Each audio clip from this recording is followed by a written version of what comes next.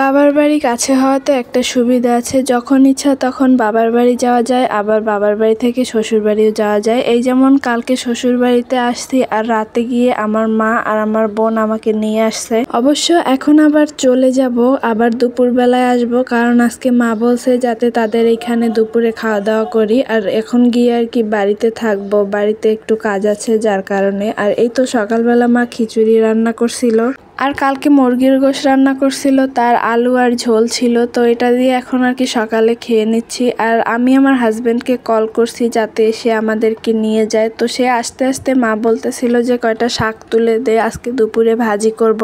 আর আমাদের এইখানে এই শাকগুলো অনেক হয়েছে, আর এই শাকগুলো ভাজি করলে খেতে কিন্তু অনেক ভালো লাগে। এরপর আমি আর মা এখান থেকে অনেকগুলো শাক তুলে নিছি। তারপরে হচ্ছে আমি আমার শ্বশুর বাড়িতে যাই, আর হচ্ছে বিকেলবেলা আসি। আসার পরে বিকেলবেলা বলতে দুপুর বেলায় আসছিলাম, এসে দুপুরে খাওয়া দাওয়া করছি। আমাদের আবার আজকে বিকেলে ঢাকায় যাওয়ার কথা ছিল, কিন্তু দুপুরে খাওয়া দাওয়া করার পরে বাইরে অনেক বেশি বৃষ্টি হয়, যার কারণে আর যাইনি।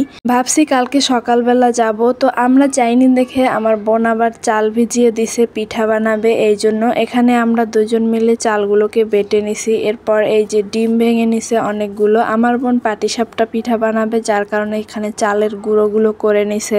এরপর এখানে প্রায় 6টার মতো ডিম দিছে, আর খাঁটি গরুর দুধ জাল করে রাখছিল সেটা দিছে। এটার ভিতরে কোনো রকমের পানি ব্যবহার করে নাই, দুধ আর ডিম এগুলো দিয়েই আর কি এই ব্যাটারটা তৈরি করছে। আর এটা দিয়ে নাকি করলে পিঠা অনেক বেশি মজা হয় আর ভালো হয়। আমি এর আগে কখনো পাটিসাপটা পিঠা বানাইনি, আর কখনো বানাতেও দেখিনি। মানে বানাইছে অনেকে, খাইছি, কিন্তু কখনো নিজে বানাইনি বা কিভাবে বানায় সেটাও দেখিনি। এইবার এই যে প্রথম দেখলাম এই রকমের করে বানায়, তো পরবর্তীতে আমিও ট্রাই করব।